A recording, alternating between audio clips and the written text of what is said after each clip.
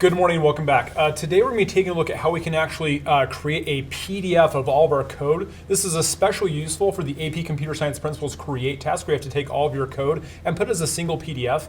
And it's not really fun to sit there and copy all the files from, say, for example, all of your directives, your project, if you're doing a large scale project, say, for example, using Swift, C++, C#, etc., and trying to make a PDF from all that, right? Trying to I'm going to take all these things and put them in, print them in together, and maybe stitch PDFs together. Or if you don't have access to a PDF creator tool, it's like, oh, I've got to do this. And so I made a tool that can actually do all that work for you. All you have to do is just point it to the directory where the code is, and it'll generate a PDF using all the files in there, including the image files that go along with it.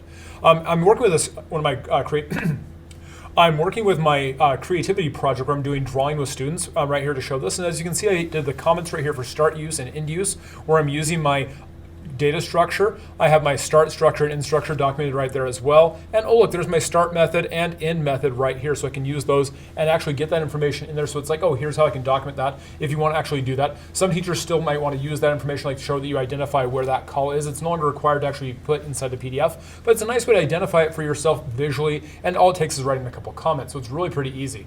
Now I'm going to go ahead and open the jar file that allows this to happen. It's just a regular executable jar. So you can just double click on it and run. Some operating systems, you might have to choose right click and open because it's unsigned, because I'm just a regular teacher and just didn't do anything special for that to develop it. It brings you this lovely application right here. It's big, it's bold, and you can really see what it's doing.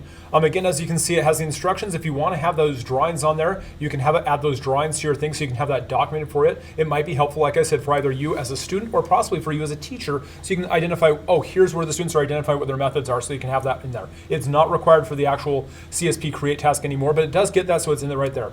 All you have to do is click on select a directory for your code. It brings up a pop-up window, and you choose the directory that has that code. So in mine, I'm going to go to my documents folder, scroll down to my dev folder, and go to my Swift projects. And this is inside my afternoon creativity. So I'm going to click on afternoon creativity. I just hit choose from there, and it'll give me a little notice up here saying, oh, my code is going to generate from this afternoon creativity project, and it's saving the same directory I created this from. In this case, it's in my desktop.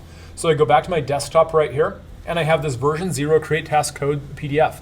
And if I redo this again and I don't delete that file, it'll make it create task version 1, version 2, version 3. And makes it so you can do that all the way through. So you can have definite versions of that. It's great for uploading those, showing that difference of uploads to your actual create task. You can show your teacher actually working on making changes to your code, and it can identify that right there. So you can see those code right there.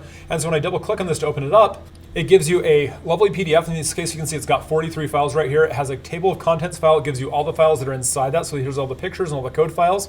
And then it just goes for each file that's in there. It gives the title of the file, how many pages it has. And then it's like, oh, here's the actual code that goes along with it. Because again, I'm reading the text files and writing to a PDF, it doesn't look quite as pretty as necessary, but it does give you all the code as a PDF. And it does do some of the highlights of the keywords in there. So oh, these are keywords, I might want to actually put them in there. So you can have that information right there for you. I hope this is a helpful tool. Again, all you have to do is double click on the create.jar file. You can download that from the tiny URL, a link that's listed in the video as well. You can just grab that file and run it. It's available for any student to use or any teacher to use. I hope this is a helpful tool. Cheers, we'll see you next time, and have a great day. Bye-bye.